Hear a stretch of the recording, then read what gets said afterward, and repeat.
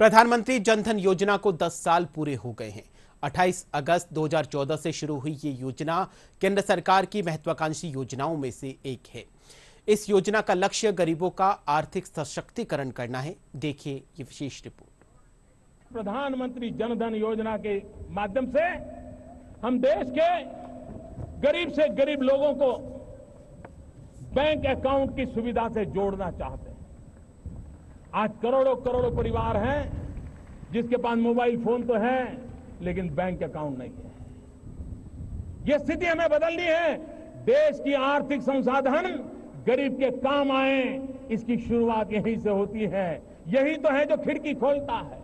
और इसलिए प्रधानमंत्री जनधन योजना के तहत जो अकाउंट खोलेगा उसको डेबिट कार्ड दिया जाएगा और डेबिट कार्ड के साथ हर गरीब परिवार को बीमा सुनिश्चित कर दिया जाएगा ताकि उसके जीवन में कोई संकट आया परिवारजनों को 1 लाख रुपए का बीमा मिल सकता है।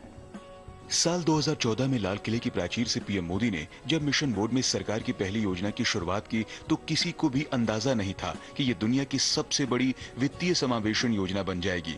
गरीबों को अर्थव्यवस्था की मुख्य धारा में शामिल करने के लिए पीएम जनधन योजना को 28 अगस्त 2014 को लॉन्च किया गया।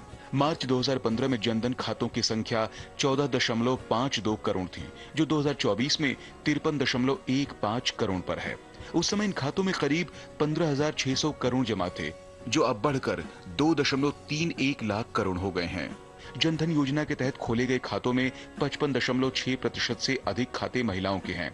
रुपए डेबिट कार्ड की संख्या 13.15 करोड़ से बढ़कर 36.14 करोड़ पर पहुंच गई है। योजना के तहत खोले गए कुल खातों में से 66.6% खाते गांवों और कस्बों में हैं।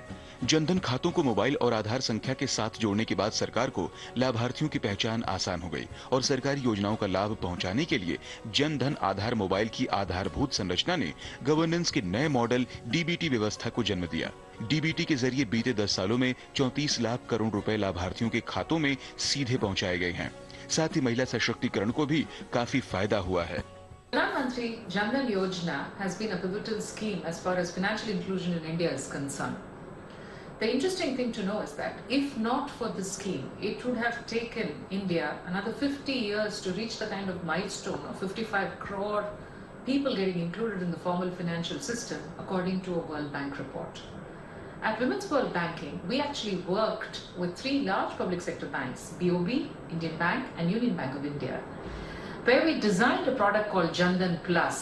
Basically consists of 3 components: a small savings nudge product, along with a gender sensitive banking correspondent and a banking Sakhi agent, and toolkit for conducting awareness camps and registration camps. These 3 were instrumental in actually reaching close to 21 million women through our Jan Dhan Plus solution. क्यों इतना लोकप्रिय है जनधन खाता?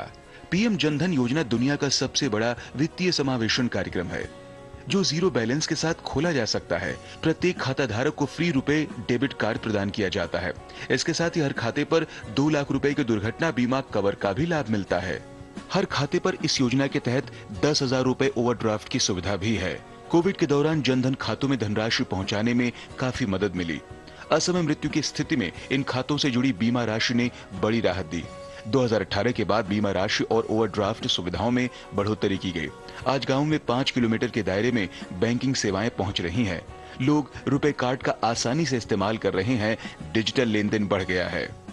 PMJDY ने 1.4 billion की आबादी वाले देश में सरकार की वित्तीय समावेशन रणनीति की आधारशिला के रूप में काम किया है और जनधन योजना को अन्य योजनाओं के साथ एकीकृत कर वंचित लोगों को सशक्त बनाने के सरकार के प्रयास जारी हैं।